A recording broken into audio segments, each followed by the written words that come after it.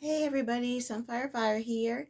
So I wanted to I wanted to go over the book that I read called Power, Faith, and Fantasy: America and the Middle East from 1776 to the Present by Michael B. Oren. This book was created in 2007, I believe, and it goes from 1776 to 2003. And I think this is a very good book if you are if you want to just learn about not just America's relationship to the Middle East, but like if you want to learn a little, you don't know anything about the Middle East like I do. I don't really know anything about the Middle East or the Ottoman Empire.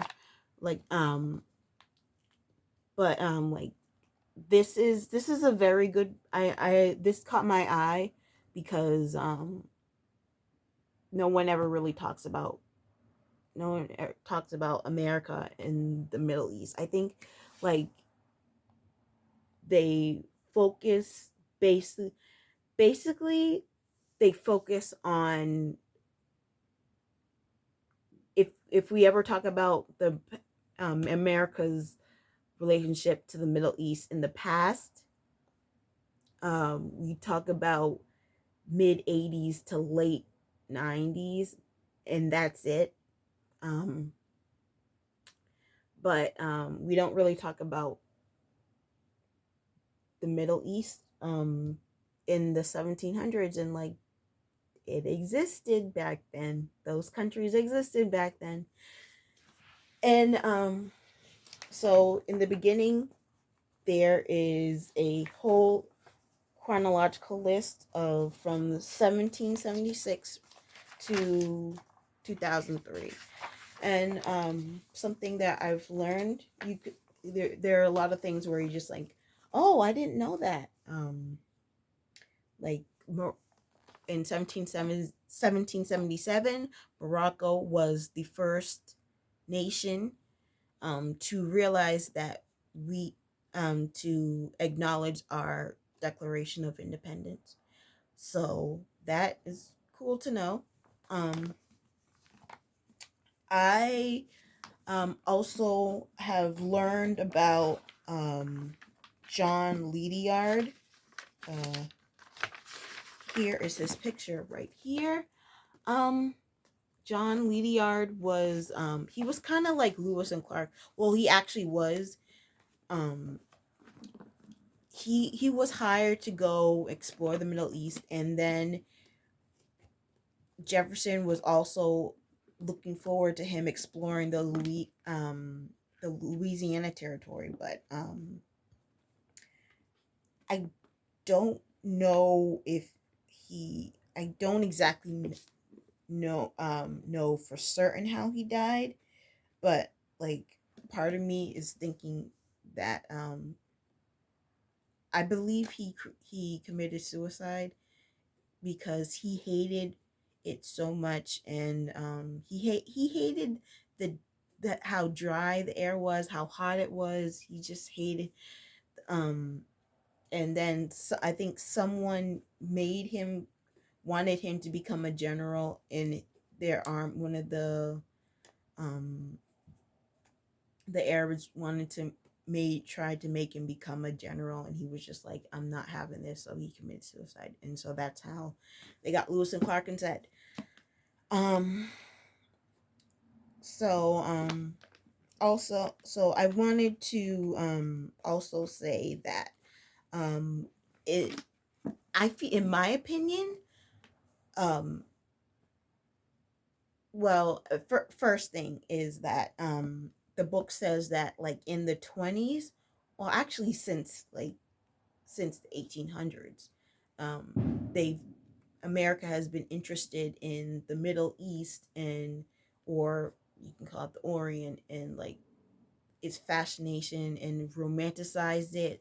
So I think, in my opinion, I think that's how a lot of the um franchises like The Mummy started, because if you've ever seen The Mummy before, you know, like, I'm not talking about like The Mummy with Brendan Fraser, although I like those movies too, but I'm talking about like if you've ever seen, like, I forget their names because they are just old, but there's one where it's this woman who I've seen her on as extra on Bonanza all the time, but I will always forget her name.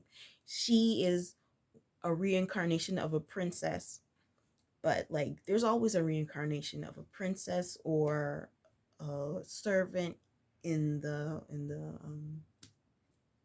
Mummy franchises, and I think that's just the whole fascination of it. And it's really it's that's how I think that's how it escalated. Also in the 20s, uh, I mean Aladdin. We're still we still romanticize the Middle East, um, even though Aladdin is technically Chinese, but in A Thousand One Arabian Nights, he's actually technically Chinese. But um, I mean, I never read that book, but I mean, I've heard about it. But I it like what I said before is like it's really it's a very good read. This is actually not mine. I saw it on my aunt's bookshelf, and she hasn't read it yet, but so I have to bring it back to her. Like, I'm going to her house tomorrow, so I'm glad that I finished this book. And I know that, and I'm just realizing, oh, you know what? I probably need to do a video on this because I need to bring it back to her ASCP. Um, and I finished this 2 weeks ago, so I have to talk about it right now. Um, what else? Oh, in the 1700s, like in the early 1700s, late 1800s, this was, yeah, I mean, in the late 1800s, this was around Jefferson's time. There was a they were America was afraid of the Barbary Pirates because the Barbary Pirates, that was like they were like in the around the North African region. I forget exactly where. Um, there they would always catch white Americans, and they would bring them to they would use them as slaves, they would torture them. And so Jefferson had pressure from everyone to, like, you need to do something, you need to negotiate or something with them. So that's long story short, that's how the Marines got started. And never understood why. If you ever hear if you ever watch Gomer Pyle, USMC, he, and actually even I think even like when he was in his last episode of Andy Griffith, he sings he knows the whole song to the U.S. Marines, and I didn't know why Tripoli was in there, but now I know that they were sent. Actually, I think that's where the Barbary Pirates were, from in Tripoli. So that's why um that's why they have that in their theme song. Like the U.S. Marines are a show, but so that is why they so that's how the Marines got started. Um, Also, I obviously they talk about Israel and Palestine. Um, I They talk about Zionism. I did not know that, like, I heard of Zionism, but I never really understood Zionism. But now I kind of understand it a little bit more, because and why. Israel and Palestine are so mm, um like America has always favored Christianity, and also since um Christianity was like, I don't know. I think the people, since the Jews were like such a big part of Christianity, that they favored Judaism. And so they favored the Jews that lived in the Middle East over the Muslims. And so they would go over there to convert. They didn't want to convert the Jews, but a lot of the Americans would go over there and create institutions and like colleges that would try Christian colleges that would try and convert Muslims into Christians. And obviously a lot of the Muslims did not like that. So they would kill Americans, they would kill Jewish, um, they would kill the Jews in the Middle East. Um, and I think that's like the whole reason. And also America favored that give the Jews, they have the right to the Middle East. So that's how Israel became Israel. And so obviously Palestine is Muslim, so that's how like the UN just said, "Hey, why don't you guys just split the land?" And so that's what the UN was supposed to do, but over time Israel has been taking Palestinian land and no one has said anything about it or done anything about it. And so I think that most of the West siding with Israel. And so that's why Muslims are angry at Israel. Um and it like I'm not trying to take sides or anything, but I'm just saying right now. I mean, this is what happened. Um just long story short. And it's interesting to understand like this is all happening because I didn't know Israel wasn't, I think 1956 or something, I don't know, but it is when Israel was established. I don't know anything. Again, I don't know a lot about the Middle East, so I just picked up this book because I thought it was interesting. Um to also going back to the Barbary pirates thing, taking white Americans, and making them their slaves.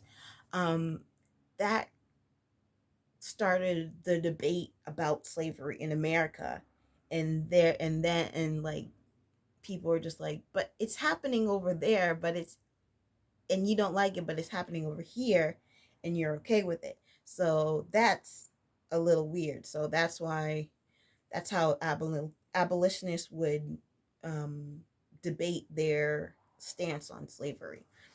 Um, and yeah, I just think that it's a really good read. It's a very long book. I mean, 612 pages, not counting the afterword, the epilogue and the afterword, and not the notes. But I think it's a very good read, and a lot of people don't talk about America's relationship to the Middle East. Um, and obviously they talk about oil, but I mean everyone basically knows the history of oil in Middle East, or the general history of oil in the Middle East. But that part didn't really phase me that much. But other than that, it's a great read.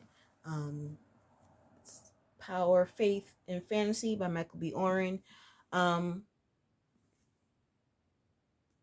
yeah, it's published by W. Norton, which is they. So I yeah. So if you want to learn about Mid America and the Middle East since 1776, this is a good overview. of what happened. So that is all for today, and I think I'm going to go to bed. Bye.